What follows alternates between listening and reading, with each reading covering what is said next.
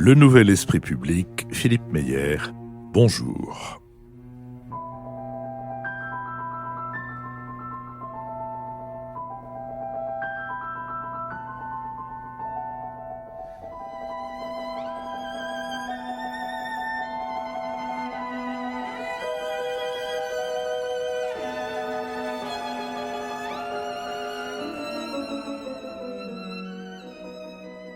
Bonjour, merci de nous avoir rejoints pour ce nouvel enregistrement du Nouvel Esprit Public, au cours duquel nous nous efforcerons d'éclairer certains éléments de l'actualité de la semaine écoulée. Comme vous le savez, nous sommes partenaires de l'hebdomadaire Le 1, qui s'intéresse cette semaine au monde selon Nicolas Hulot. Outre un entretien substantiel avec le ministre d'État de la Transition écologique et solidaire, on lira un point de vue du spécialiste, ou d'un spécialiste en tout cas, des questions énergétiques, Philippe Biwix, sur la lenteur et les ratés de cette transition, et un point de vue signé Aude Lancelin, qui n'épargne pas le ministre d'État. Nous sommes soutenus donc par le 1, mais nous sommes aussi soutenus par nos auditeurs, et nous les remercions, selon maintenant une tradition quasi millénaire, nous les remercions au début de chacune de nos émissions. Et pour ce qui est de moi, je remercie Bertrand Bocon-Gibaud, Thomas Bideguin, Hélène Ruescas, Jean-Claude Gac et Bertrand Labillois. Jean-Louis Bourlange. Moi, je remercie Pierre Bouteloup, Brice Parent, Marie-Claude Geoffroy et notre si chère et si fidèle Marie-Laetitia Bonavita. Là, il y a des messages personnels qui passent là, je suis tout à fait étonné. Nous demanderons à Marie-Laetitia Bonavita un soutien complémentaire en raison de la publicité qui lui est faite par Jean-Louis Bourlange, Lucille Schmitt. Alors moi, je remercie Anne Gérard, Philippe Douma, Maria Christina Duval et Thierry Fouque. Nicole Nesotto. Pierre Lafitte, Georges Guyon de Chemilly, Annick Lebalc et Kevin Cazel. François Bujon de l'Étang. Et pour ma part, je remercie Bertrand Mur, Emmanuel Touzeau, Pierre-Yves Bouillot et Joël Durand. Merci à eux, merci à ceux qui les rejoindront sur notre site www.lenouvelespritpublic.fr. Nous commencerons cet enregistrement en nous intéressant aussi à la situation de la chancelière allemande. Mardi 19 juin, et à travers celle de la chancelière allemande, à travers aussi celle de l'Europe et la nôtre. Mardi 19 juin, lors du Conseil des ministres franco-allemands qui se tenait à Meseberg, non loin de Berlin, le président français et la chancelière allemande ont signé un accord de principe sur l'avenir de l'Europe. Pour Angela Merkel, ce texte apporte à la construction européenne, je cite, « des réponses que l'on attend depuis pas mal de temps », fin de citation, jugeant qu'elle-même et son homologue français ont ouvert, je recite, un nouveau chapitre pour l'Union européenne. L'accord de Meseberg prévoit d'ici à 2021 la création d'un budget de la zone euro, dont le volume et la gouvernance restent à définir avant la fin de l'année.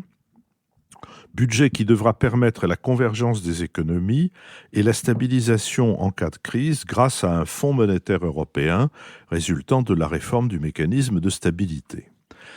Angela Merkel s'est prononcée en faveur de listes transnationales pour les élections européennes de 2024 et elle a soutenu l'idée d'une initiative européenne d'intervention, une sorte d'Europe de la défense, à laquelle devraient participer une dizaine d'armées européennes. À propos de la crise migratoire, Angela Merkel et Emmanuel Macron ont répété une nouvelle fois leur volonté d'agir dans le pays d'origine, de renforcer le contrôle aux frontières et de revoir le système d'asile. Mais avant de pouvoir mener à bien ces projets européistes, Angela Merkel devra trouver une solution à la crise politique qui mine la coalition au pouvoir. En effet, face à la percée du parti d'extrême droite AfD, la CSU bavaroise veut se montrer ferme car elle craint de perdre sa majorité au Parlement régional. Horst Seehofer, ministre de l'Intérieur et président de la CSU, a lancé un ultimatum à la chancelière, lui laissant 2 semaines pour négocier une solution à la question migratoire, faute de quoi le ministre menace de refouler tous les migrants se présentant aux frontières allemandes.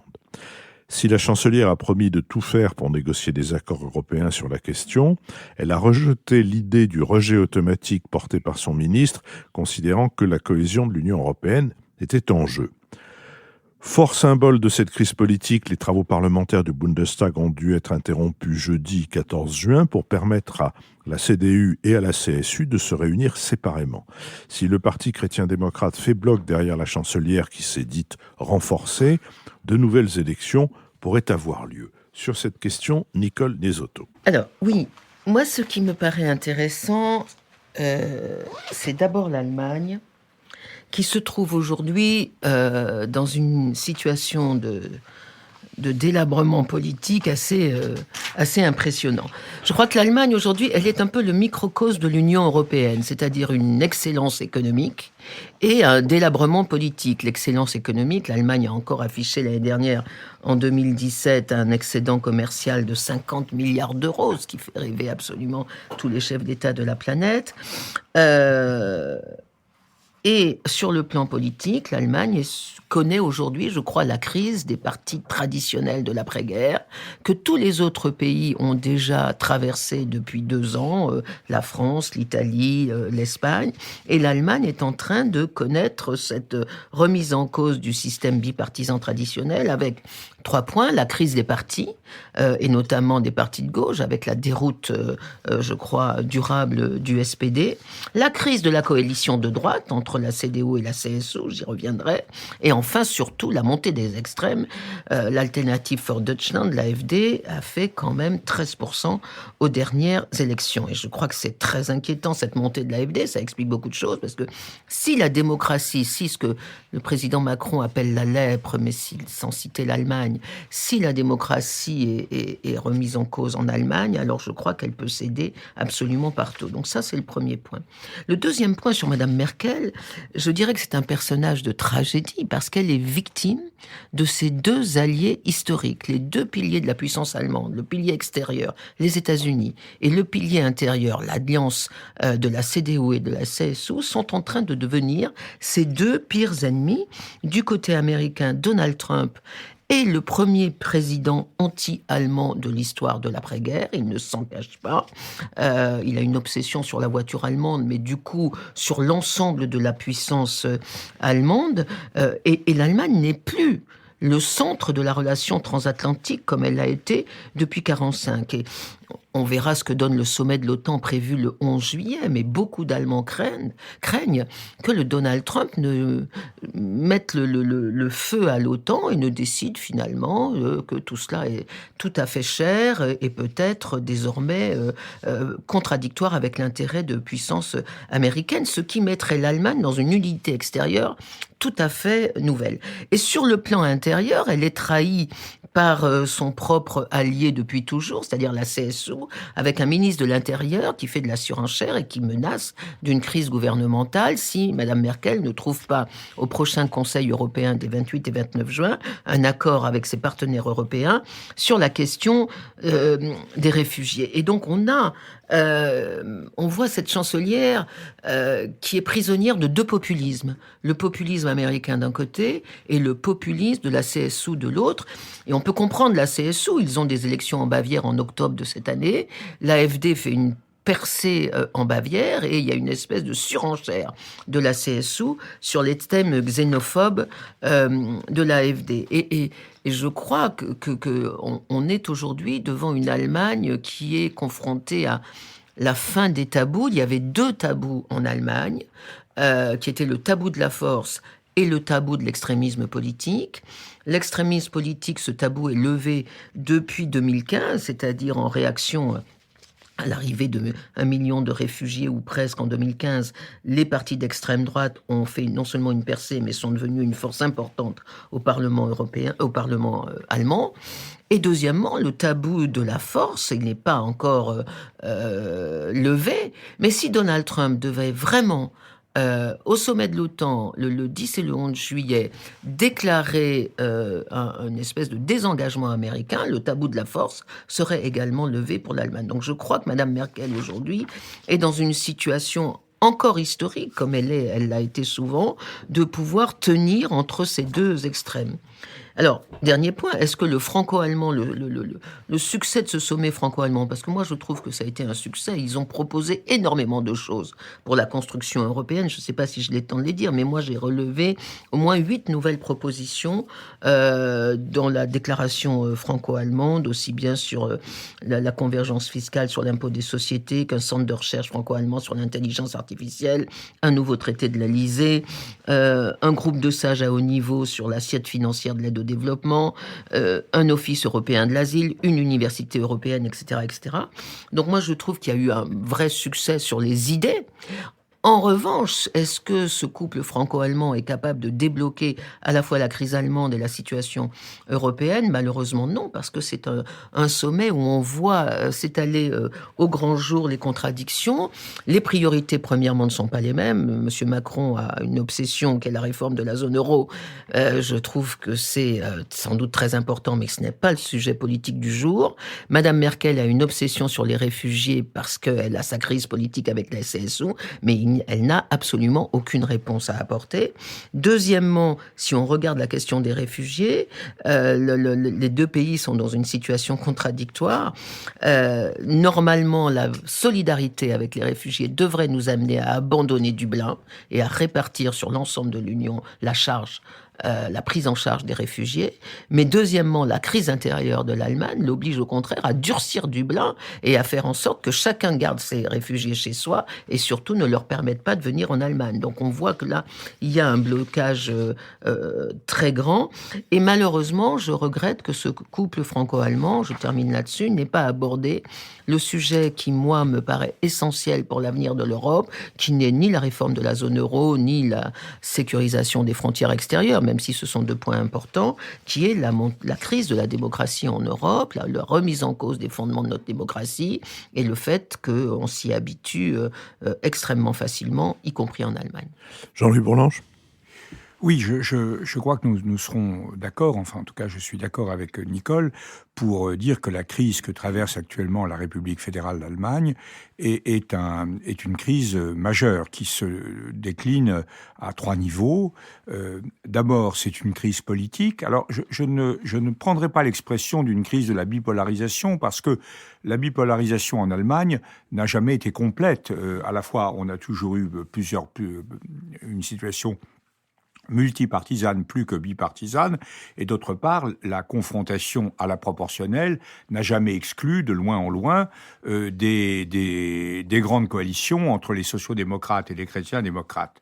En revanche, ce qui me paraît caractéristique de la situation actuelle, c'est quelque chose que Michaela Weigel avait signalé dans une de nos émissions, c'est que la difficulté pour constituer la coalition, la première crise de la coalition il y a quelques mois, on avait mis très en avant les libéraux. On avait dit c'est les libéraux qui ne veulent pas. Les libéraux avaient une attitude assez classique, ils représentent les radins dans l'équation allemande, ceux qui veulent pas payer, ceux qui trouvent que l'Europe coûte trop cher.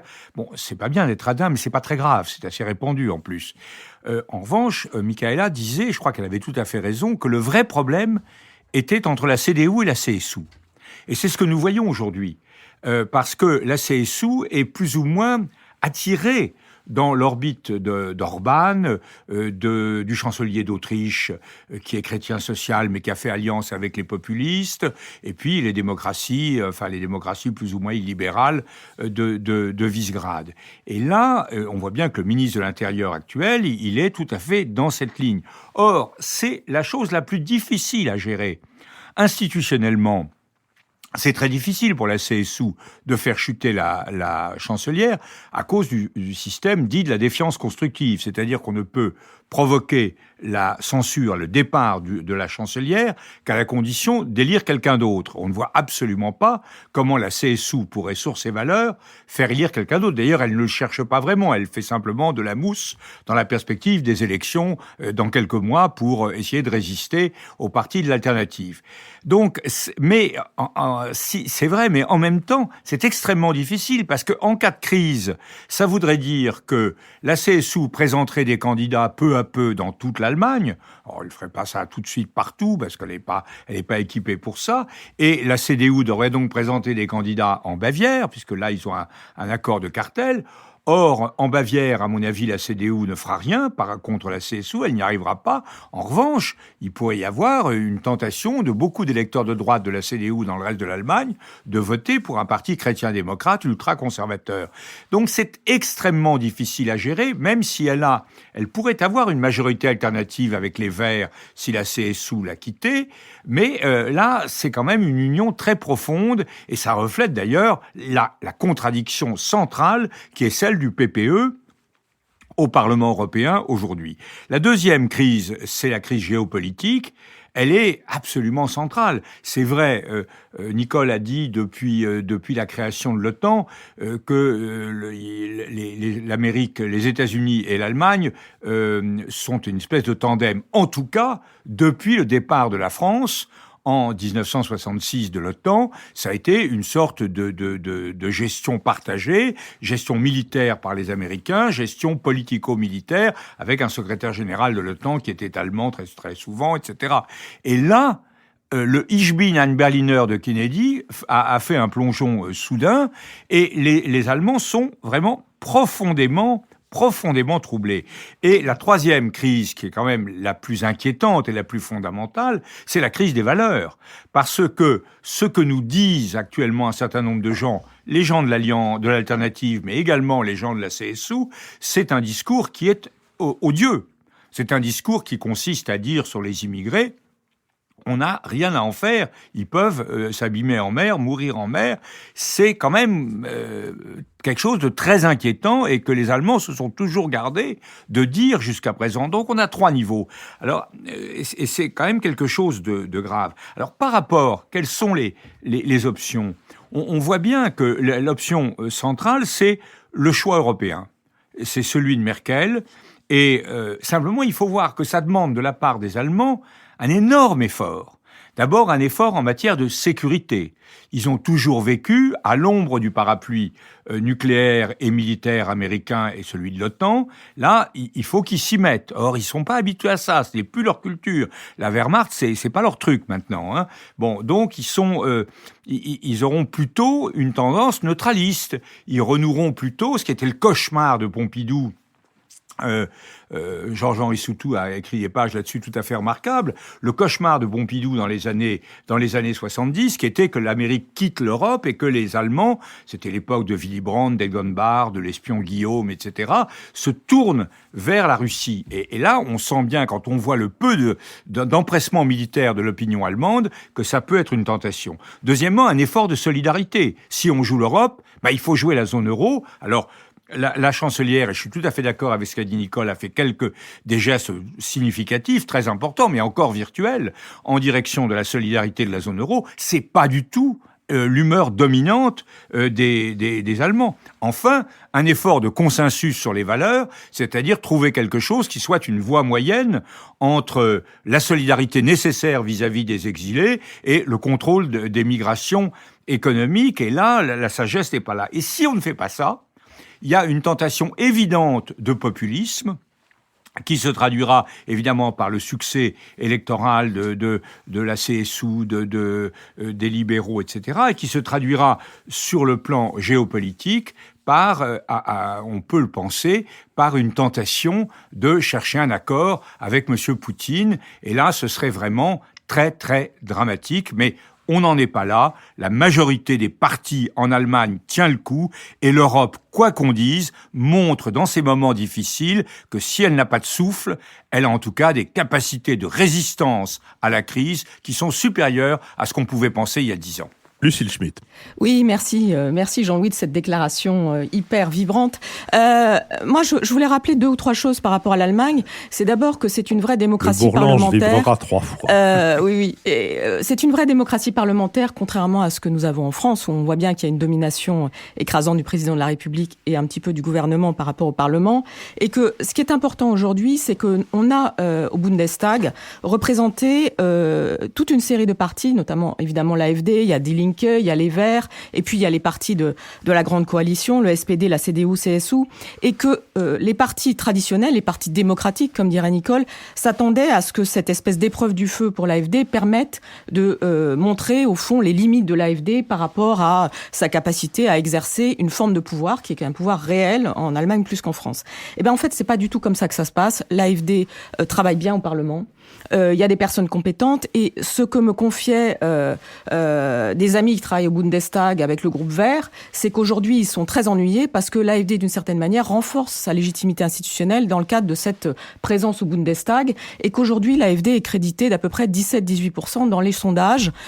S'il y avait des nouvelles élections générales, puisqu'au fond c'est ce qui se dit aussi à Berlin, c'est que si la chancelière est trop affaiblie, des nouvelles élections pourraient être nécessaires, sauf que si elles avaient lieu aujourd'hui, qui tirerait les marrons du feu? C'est l'AfD. Et donc, on peut dire que Seehofer, qui effectivement mène une guerre, notamment médiatique, à Angela Merkel de manière très explicite, il est extrêmement coincé, parce que s'il y avait de nouvelles élections, il semble assez clair qu'en Bavière, l'AfD taillerait des croupières encore plus importantes à la CSU. Aux dernières élections législatives, en fait, la CSU a baissé de 10 points par rapport à son score traditionnel, qui est un score de maréchal. Ils font autour de 45, ils ont été autour de 37, ou 46, 37. Et autour de cette question-là, il y a évidemment l'angoisse de ces élections, comme ça a été rappelé, des élections régionales qui auront lieu en octobre prochain. Seehofer a peur, et du coup, il mène une stratégie assez classique du côté de la CSU, c'est une stratégie historique, traditionnelle, jouer sur un rapprochement avec les thèses de l'extrême droite, et là, jouer sur le fait que le chancelier autrichien, au fond, représente peut-être ce qu'aimerait être la CSU en Allemagne, mais sans tenir compte du fait qu'aujourd'hui, l'AfD est présente dans le champ institutionnel, et donc en jouant avec le feu. Donc ça, c'est un point essentiel. Après, sur la question de la faiblesse d'Angela Merkel, je crois qu'il faut revenir là-dessus rapidement. Il me semble que chacun, dans cette déclaration franco-allemande dont Nicole parlait et qu'a reprise Jean-Louis, a au fond poursuivi ses marottes. Et c'est un petit peu ça le sujet, c'est que Macron a poussé extrêmement loin le fait de faire reconnaître le budget de la zone euro, la question de défense, etc. Mais aujourd'hui, à Berlin, les divergences d'interprétation entre ce qui est dit en France sur cette déclaration et ce qui est dit en Allemagne sont extrêmement fortes. Donc à quoi sert cette déclaration si le lendemain de son adoption officielle, du côté de Berlin, un débat interne de politique s'engage avec une énorme force qui, au fond, affaiblit la chancelière? Pourquoi a-t-elle accordé ça à Macron? Il y a notamment beaucoup de choses sur le dit que l'Allemagne ne doit pas payer. Il semble que revienne très fort ce fantasme de l'Allemagne qui paye. Et puis, en France, je crois qu'on a sous-estimé, et qu'Emmanuel Macron a sous-estimé l'importance de la question migratoire, et que personne ne croit aujourd'hui à Berlin que les Français soient prêts à faire un véritable geste sur la question migratoire. Et ça, c'est un point qui est extrêmement important, parce que Angela Merkel a besoin d'un geste d'un partenaire. Après, juste pour terminer, moi je trouve que ce couple franco-allemand dont on se goberge beaucoup, il devrait aujourd'hui montrer comment est-ce qu'il est prêt, au fond, à ouvrir la famille européenne. C'est-à-dire que par rapport à la crise italienne, par rapport au Brexit, comment est-ce que ce couple franco-allemand peut être un vrai pivot pour que l'Europe continue à fonctionner, et non pas un couple qui se referme sur lui-même, alors même que Angela Merkel est fragilisée. Je crois que la perspective pour ce couple franco-allemand serait de montrer comment est-ce qu'il aide aussi l'Europe à se restructurer. Et comme le disait Nicole, ça, je n'ai pas vu ça après ce sommet. Oui, le ministre de l'Intérieur italien a rejoint son collègue allemand en déclarant, je le cite, il y a un mini-sommet européen qui a lieu aujourd'hui, et Matteo Salvini a déclaré « Si nous y allons pour recevoir un petit devoir déjà préparé par les Français et les Allemands, mieux vaut économiser l'argent du voyage. » François Bujon de l'Étang. Mais ça, c'est dans la grande tradition de la diplomatie italienne, qui n'a jamais aimé l'idée, non pas du couple. Les Allemands détestent cette expression de couple franco-allemand. Ils ne l'aiment pas. Ils disent le tandem, généralement. Mais rendons-leur justice. Non, ils n'aiment pas le tandem franco-allemand. Et je dois dire qu'on a tout fait aussi pour les en exclure. Et je me répète, je suis désolé, mais quand je disais il y a quelques semaines, je crois, à ce même micro, que chaque fois que la diplomatie française a l'occasion d'infliger une humiliation supplémentaire à l'Italie, elle ne la manque sous aucun prétexte. Et malheureusement, ce point a été illustré par le président de la République lui-même, il n'y a pas si longtemps, à l'occasion de l'affaire de l'Aquarius. Donc, il reste que c'est quand même, quand la France et l'Allemagne sont d'accord sur quelque chose, que l'Europe avance. Ça, c'est un fait constaté. Si vous pratiquez la méthode de Claude Bernard, la méthode expérimentale, elle rend un verdict sans appel. Lorsque la France France et l'Allemagne sont d'accord pour faire avancer les choses, elles avancent. Quand elles ne sont pas d'accord, elles n'avancent pas. Ça peut déplaire à nos voisins, ça reste vrai.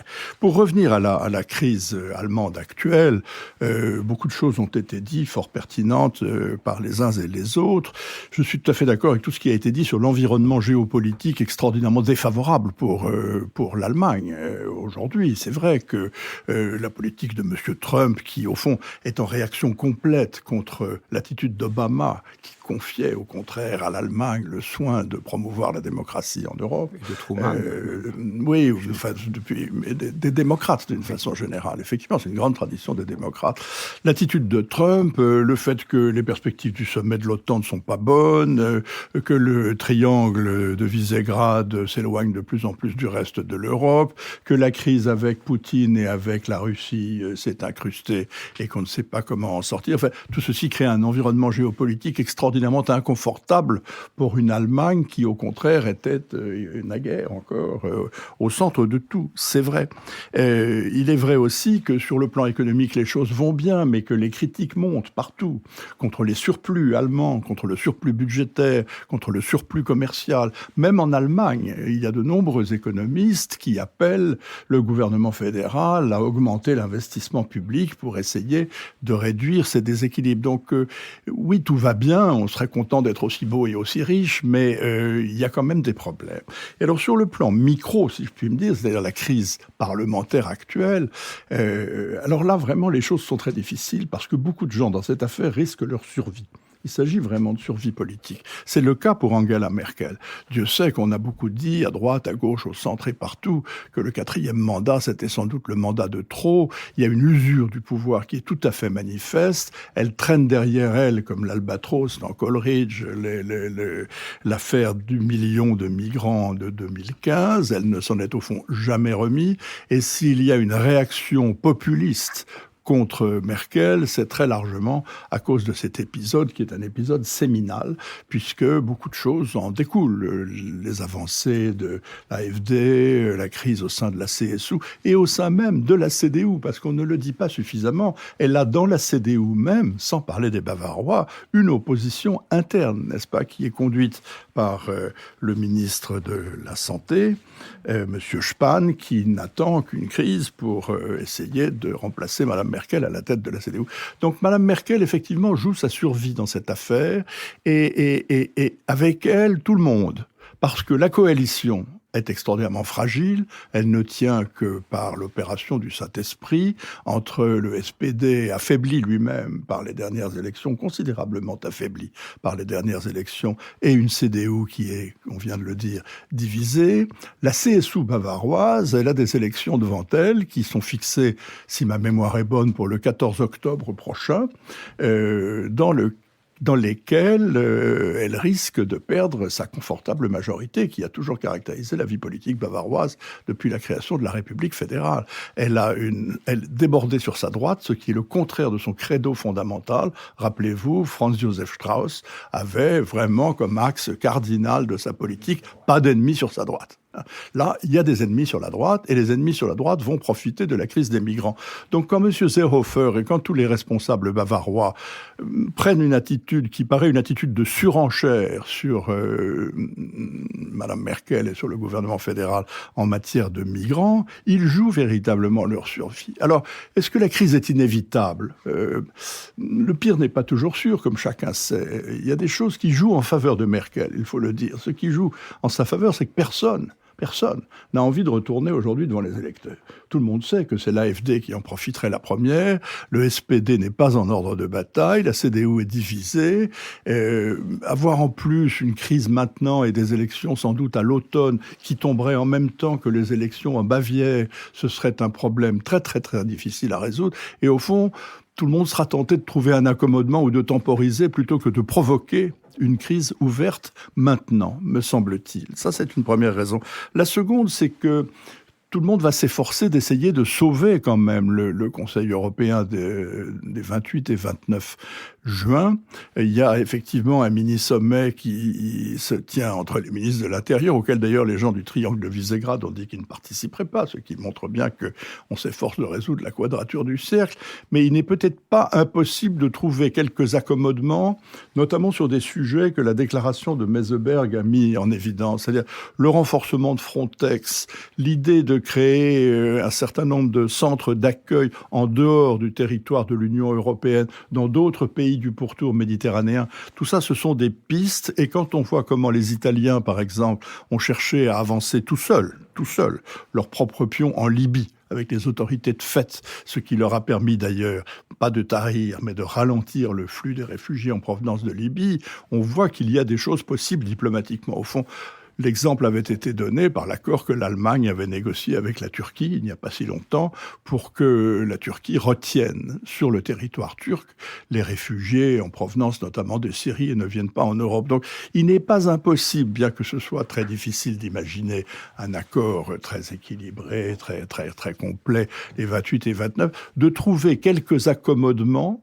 concrets qui permettraient de passer ce cap et donc de gagner du temps. Je crois que c'est ce qu'il faut dire. Enfin, un dernier mot pour dire que je m'associe tout à fait à ce qu'a dit Nicole sur la déclaration de Meseberg. Je pense qu'elle n'est pas du tout négligeable. Il y a des tas de choses dedans, à la fois dans le domaine de la défense, dans le domaine du renforcement des frontières extérieures, dans le domaine du budget européen, de la convergence en effet des impôts sur les sociétés dans les deux pays. Ce n'est pas la réponse. C'est court par rapport à ce qu'attendait Macron, si on peut en juger par le discours de la Sorbonne et même par le discours très pressant d'Aix-la-Chapelle, mais quand même, c'est la première fois que Mme Merkel s'efforce de répondre de façon concrète et pratique à des demandes françaises et à combler le vide de ces derniers mois.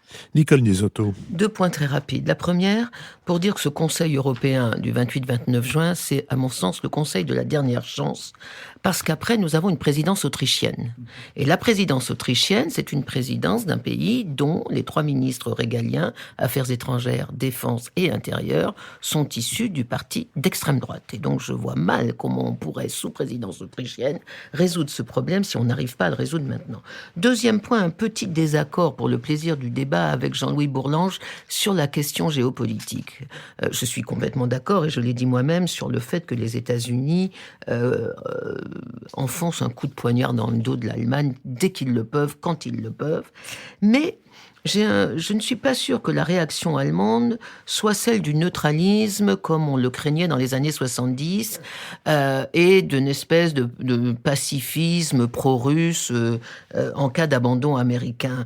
Il y a une autre option qui est que l'Allemagne décide finalement de prendre au sérieux le dossier de l'autonomie stratégique et de l'autonomie politique de l'Europe, de s'engager à fond dans une défense européenne, pas seulement dans une défense européenne, dans une politique étrangère européenne commune, c'est-à-dire une décision politique, et ça ne serait pas la pire des solutions, bien au contraire. Moi, j'entends, on me rapporte qu'en Allemagne, certains commencent de nouveau à évoquer la question du nucléaire français, d'une dissuasion nucléaire élargie, en cas où, etc.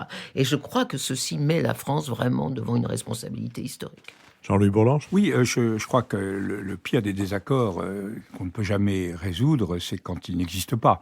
Et je suis entièrement d'accord avec ce que vient de dire Nicole, puisque j'ai dit qu'il y avait 2 voies pour l'Allemagne, qu'il y avait la voie qui est celle de Mme Merkel, assurément, et c'est, je crois pour ça d'ailleurs en grande partie qu'elle a répondu, comme le relevait François, pour la première fois positivement aux attentes de la France et aux demandes assez pressantes d'Emmanuel Macron. Mais ce qui me frappe, j'avais lu des enquêtes il y a quelques mois du German Marshall Fund sur l'opinion allemande face à des dangers, en disant par exemple si les Russes attaquent un pays balte, etc., qu'est-ce qu'il faut faire?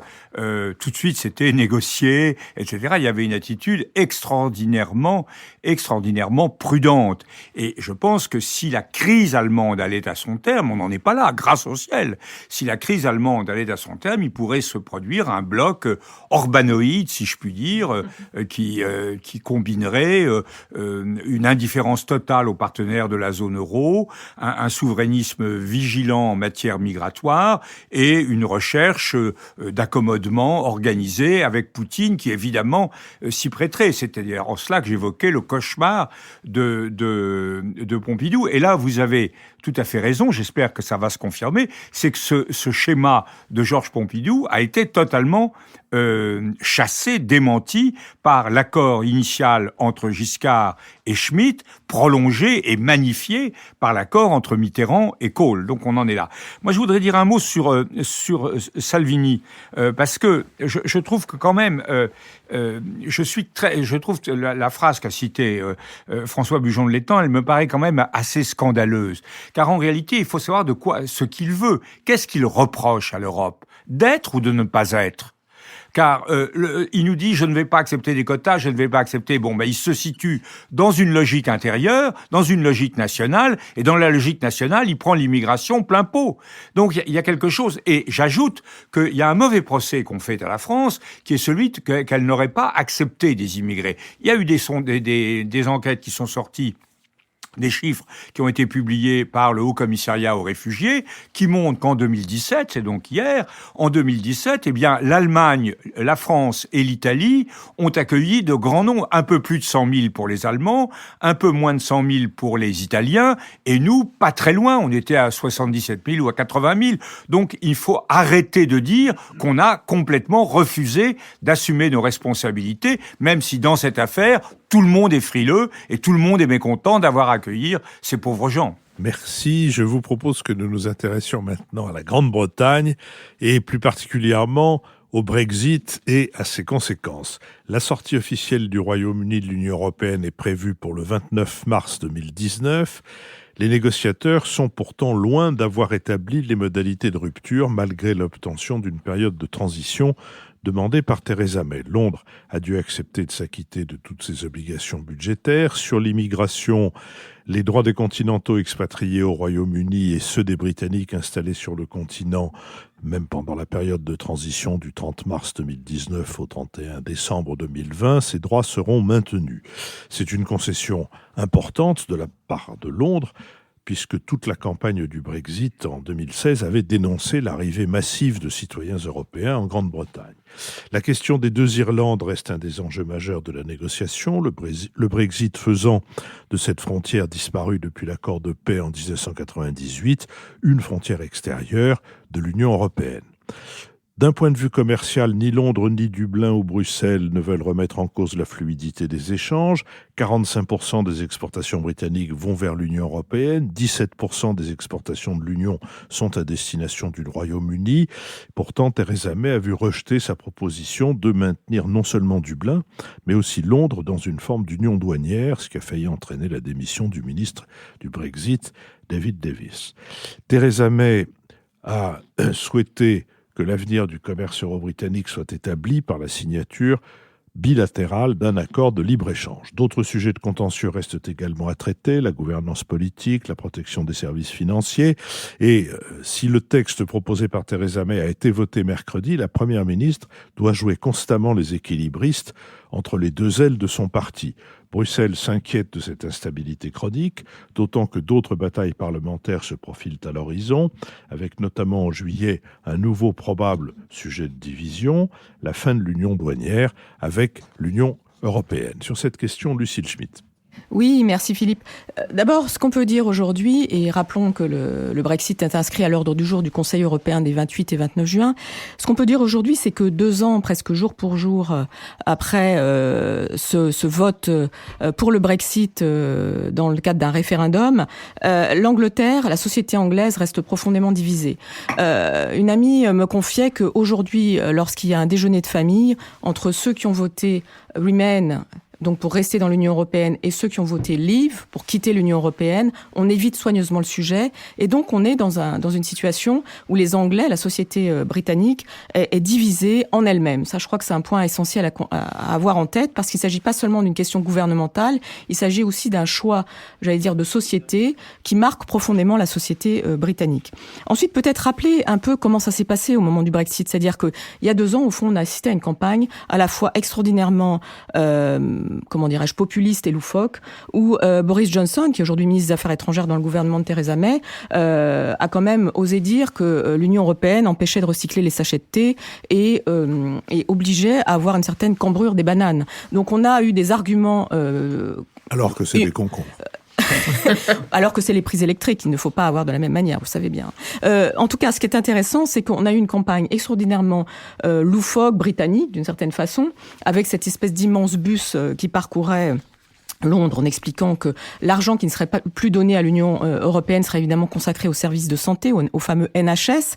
Et à partir de là, ceux qui étaient pour le Leave ont été eux-mêmes étonnés de leur victoire. Donc je crois qu'il y a quelque chose à avoir en tête, c'est qu'au fond, ce qui s'est passé autour du Brexit était une sorte d'emballement qui n'était pas prévu, y compris par ceux qui souhaitaient, qui faisaient campagne pour le Leave. David Cameron avait organisé ce référendum pour se sortir d'une crise politique. Il était persuadé que le fait de rester dans l'Union européenne allait l'emporter. Et ça pose aujourd'hui, évidemment, premièrement, une question sur la manière dont on peut organiser la consultation de l'opinion publique et des sociétés face à des situations extraordinairement complexes comme l'est la situation européenne. Quels sont les bons modes de consultation démocratique par rapport à la question européenne? Je crois que c'est une question qui est vraiment devant nous. On peut là-dessus invoquer ce qui s'était passé en 2005 avec le traité constitutionnel européen.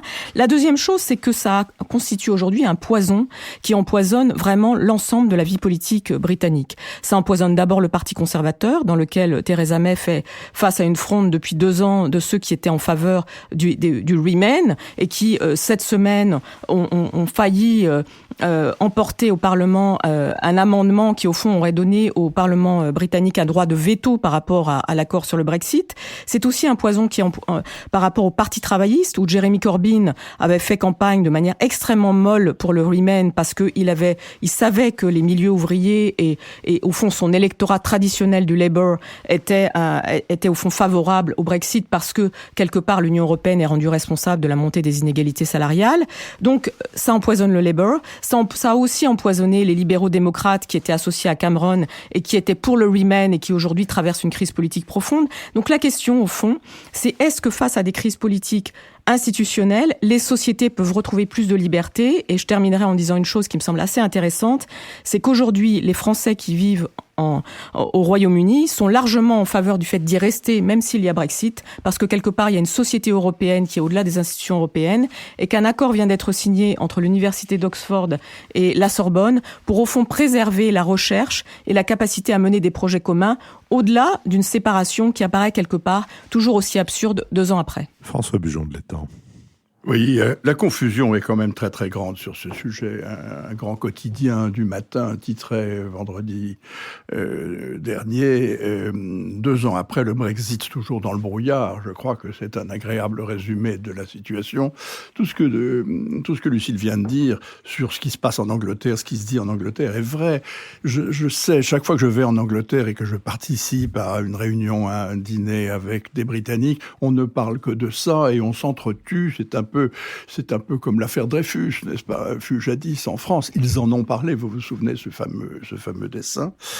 Mais je suis frappé par 2 choses. La première, c'est que le débat, en Grande-Bretagne même, n'a pas véritablement progressé. Les arguments que les gens échangent et se lancent à la tête sont les mêmes que ceux de la campagne référendaire. Depuis 2 ans, la société britannique, le corps politique britannique, fait un surplace complet en matière de Brexit. Alors je sais bien, les sondages montrent ceci ou cela, tel ou tel frémissement. Parti en faveur d'un nouveau référendum qui commence à grossir. Oui, mais enfin, il ne verra jamais le jour, le nouveau référendum. C'est l'avis de la plupart des gens qui connaissent bien le Royaume-Uni et qui sondent les cœurs et les reins là-bas. Ça fait partie de ces velléités. De même que nous venons d'avoir à Westminster une espèce de psychodrame formidable sur le thème « Est-ce que c'est le Parlement ou le gouvernement qui aura le dernier mot dans la négociation ?» C'est un débat complètement byzantin que personne sur le continent ne suit et qui est à peu près incompréhensible pour un Européen continental normal. Alors, j'en viens à mon deuxième point qui me paraît très fort. tout ceci vaut pour le Royaume-Uni. Et il y a des drames et des psychodrames anglo-anglais qui se déroulent sous nos yeux, un petit peu consternés, parce qu'au fond, on les aime bien, ces Anglais, et que c'est pas nous qui les avons boutés hors du marché commun. La deuxième chose qui me frappe, c'est que les Européens continentaux, eux, ont tourné la page. Le Brexit, ils le déplorent, beaucoup d'entre eux, mais voilà, ça fait partie, c'est comme ça, on dit c'est dommage, on aurait bien aimé que les Anglais ne sortent pas, mais enfin, ils ont décidé, tant pis, la page est tournée. Et au fond, c'est très bien, l'un d'entre vous vient de dire, le Brexit est inscrit à l'ordre du jour du 28 et 29 juin. Oui, mais voyez avec quel degré de priorité. On va se préoccuper évidemment de la crise migratoire, c'est ça le sujet, c'est là-dessus que l'Europe risque d'éclater. On va se préoccuper éventuellement de quelques-unes des propositions faites par les Français et les Allemands sur la zone euro, le budget et tout ce qui s'ensuit. Et il restera un temps infinitésimal pour s'occuper du Brexit, sur lequel, en principe, on aurait dû prendre des décisions importantes au mois de juin. Moi, je suis frappé. Madame Merkel a dit publiquement, dans une réunion publique il n'y a pas longtemps, elle l'a dit pour le déplorer, mais elle a dit, au fond, le Brexit, ça n'intéresse plus personne sur le continent. Et le Financial Times lui-même a consacré des choses très intéressantes là-dessus, en disant très justement que les Européens continentaux voient le Brexit comme une distraction et que, au mieux, ils le voient comme, je les cite en les traduisant, an unhelpful complication, une complication dont on serait volontiers passé.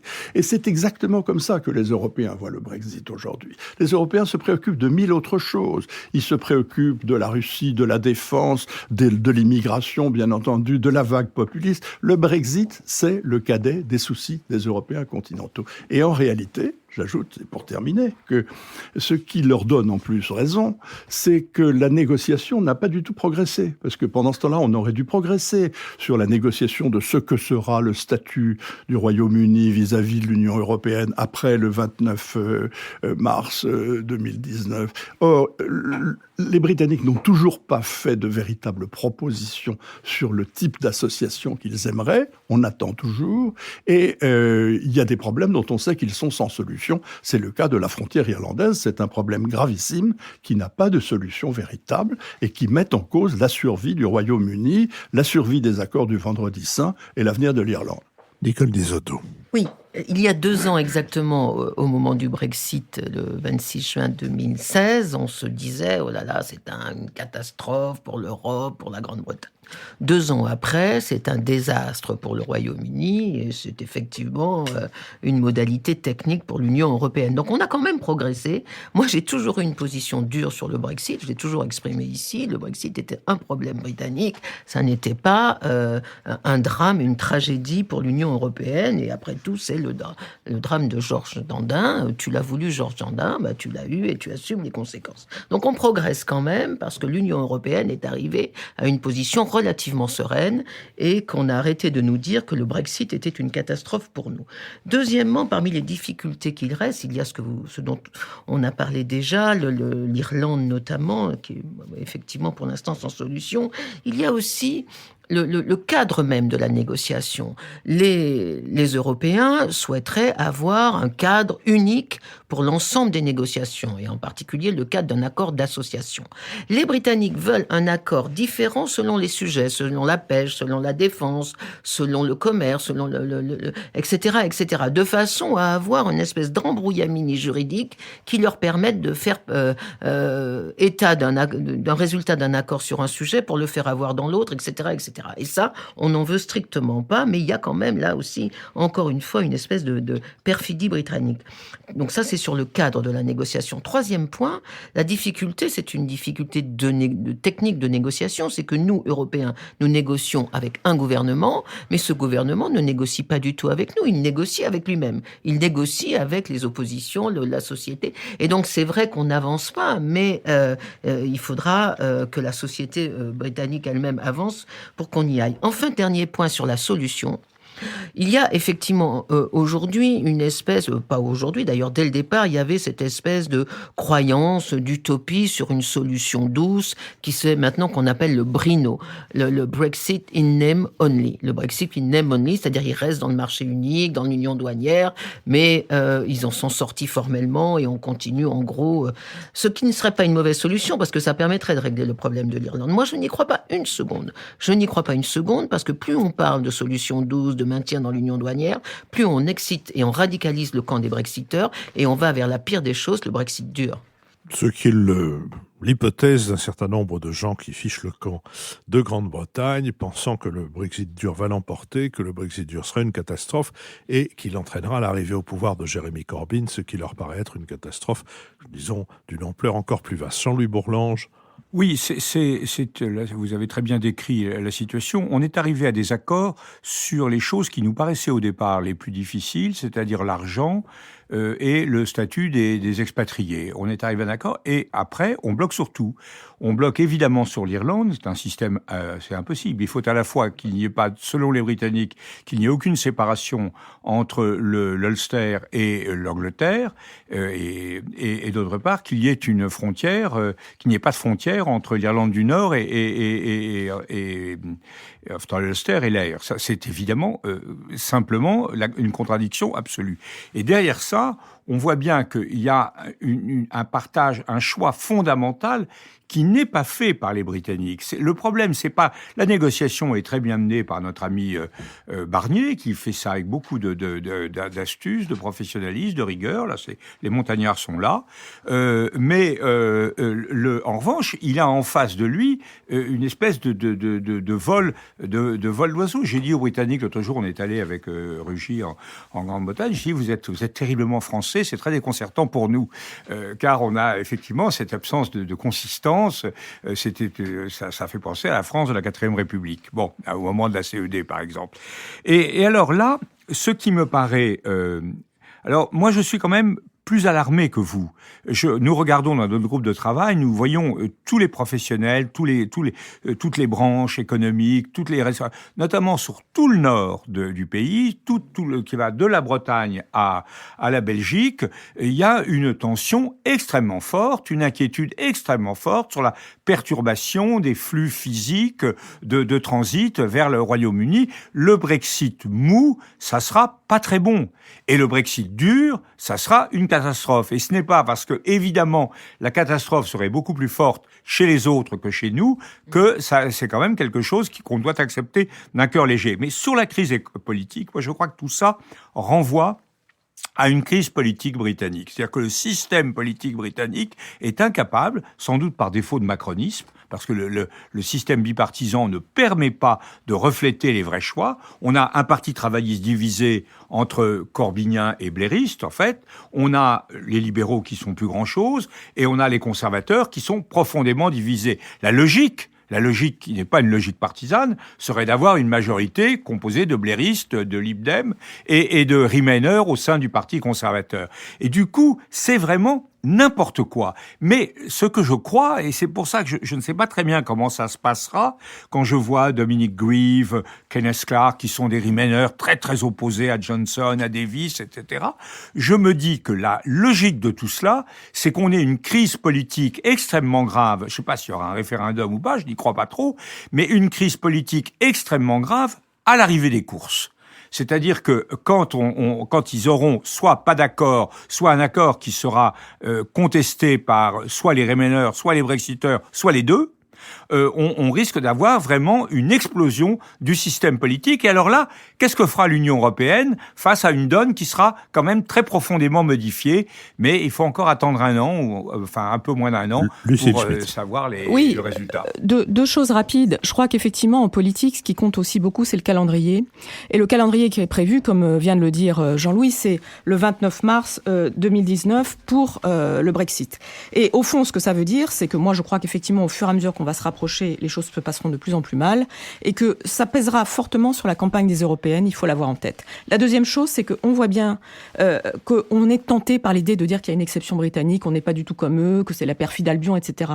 Mais ayons en tête que l'euroscepticisme traverse l'ensemble de l'Europe et que c'est ça qui a provoqué en fait le Brexit et que sourdement l'euroscepticisme travaille, y compris la France. C'est pas parce qu'il y a Emmanuel Macron qu'il n'y a pas d'eurosceptiques en France. Et donc, il y a sans doute la possibilité que le Brexit puisse nous apprendre des choses sur nous-mêmes. François Bujon de l'Étang. Non, je veux simplement dire que l'élément de calendrier est absolument déterminant. En réalité, le 29 mars 2019, c'est dans 9 mois à peine, n'est-ce pas?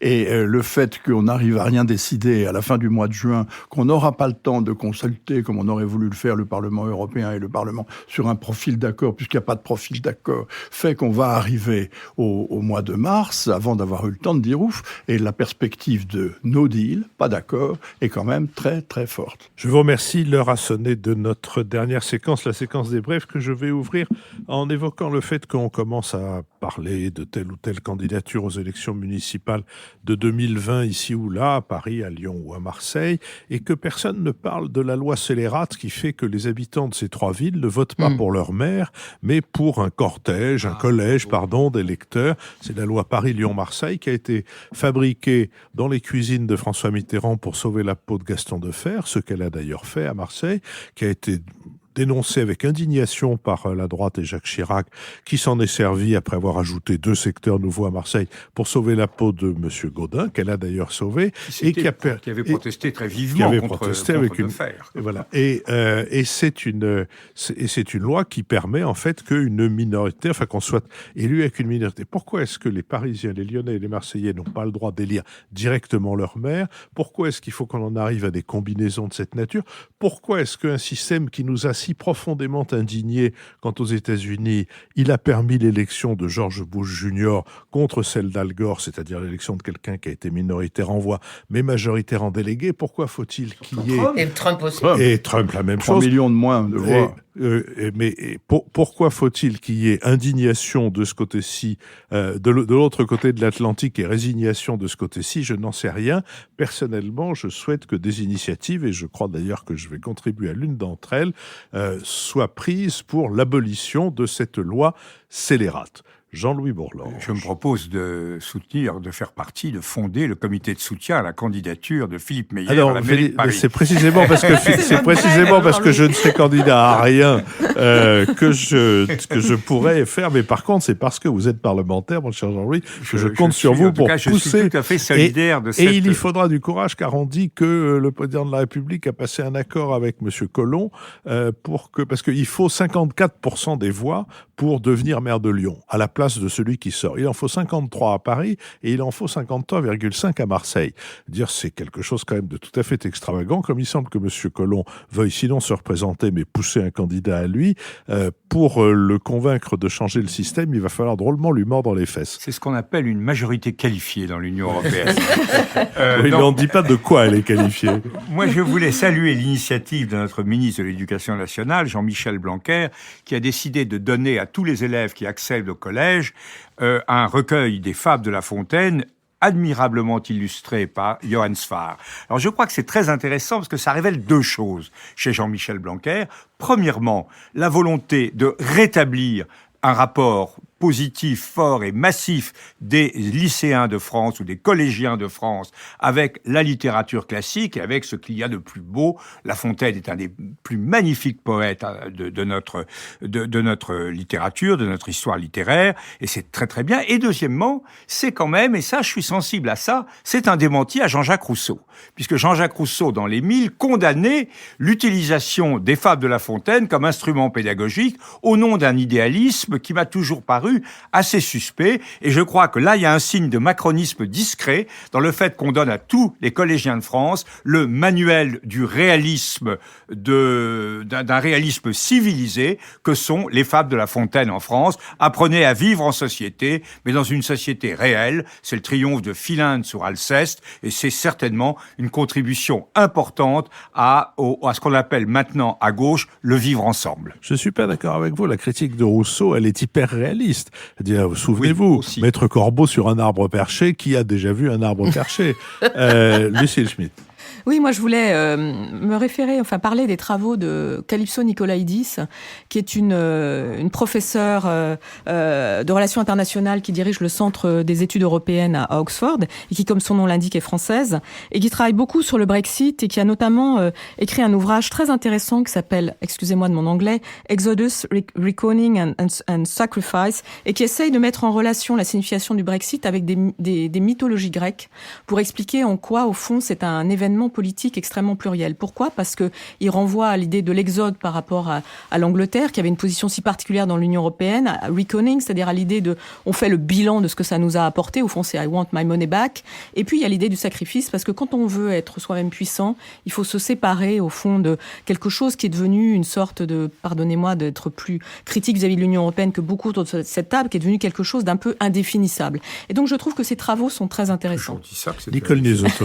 Oui, d'abord, moi, je signe de toutes mes mains toutes les initiatives que Philippe Meyer pourra prendre pour dénoncer cette loi scélérate sur l'élection de la future ou du futur maire de Paris. Ensuite... Et de Lyon et de Marseille. Et de Lyon et de Marseille. Mais il se trouve que j'habite pas dans des trois villes, mais au moins dans ma ville, je veux voter pour mon maire. Je ne voudrais pas... Avec toutes mes mains. Les gens qui me font l'amitié de m'écouter savent que je n'ai pas, pour Anne Hidalgo, une grande estime, mais ça n'est pas par rapport à elle qu'il faut prendre cette initiative. Absolument, on est par d'accord. rapport aux trois villes et à un principe de base, enfin tous les électeurs sont de égaux. Paris sur Clamart, Fontenay-aux-Roses, Châtillon et le Plessis-Robinson, ce sont les 4 communes de ma circonscription. Alors, je voudrais quand même faire ma brève, si vous le permettez. Donc, moi, je suis dans ma période théâtre, et donc, après le fils de Florian Zeller, je voudrais vanter les mérites de Art, la pièce historique de Yasmina Reza, qui repasse au Théâtre Antoine, dans la même mise en scène de celle de 1994, la mise en scène de Patrice Kerbrat. Moi, je n'avais pas vu la première version avec Lucchini, Pierre Arditi et Pierre Vanet qui avaient défrayé la chronique. J'ai vu la seconde version, donc avec Jean-Pierre Daroussin, qui a eu le Molière d'interprétation masculine, Charles Berling et Alain Fromager. Et je trouve que cette version, qui pour moi est la première, est tout à fait drôle, irrésistible. C'est une pièce de boulevard intellectuel, ce qui est assez rare quand même pour être noté. Un jour, je consacrerai ma brève à faire la liste de tous mes désaccords avec Nicole Liezotto en matière de théâtre, et je pense que ça occupera une émission spéciale. Ce ne sera plus une brève, ce sera une émission spéciale. Ça sera très longue, ouais, très longue. Oui, moi, la semaine qui vient de s'écouler était celle de la fête de la musique, donc je vais faire une brève musicale simplement pour réclamée par les auditeurs. Souligner, oui, mais ils vont être déçus parce qu'ils me réclamaient des choses dans le domaine du jazz, ça viendra, mais là, c'est de la musique classique, au contraire. Une curiosité discographique qui vient de sortir. L'année 2018, comme chacun sait, est l'année Gounod. Et voilà que vient de sortir aux éditions...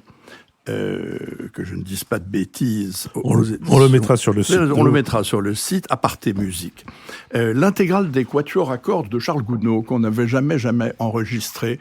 Gounod ne les aimait pas. Il les avait rangés dans un tiroir, et quand son copain Saint-Saëns est venu le voir un jour, il lui a dit « Qu'est-ce que tu as fait de beau ces temps-ci ?» Il a dit « Je viens d'écrire des quatuors, mais ils sont mauvais, je ne te les montrerai pas. » On vient de les enregistrer. C'est un enregistrement intéressant de l'intégrale des 5 quatuors par le quatuor Campini-Paris.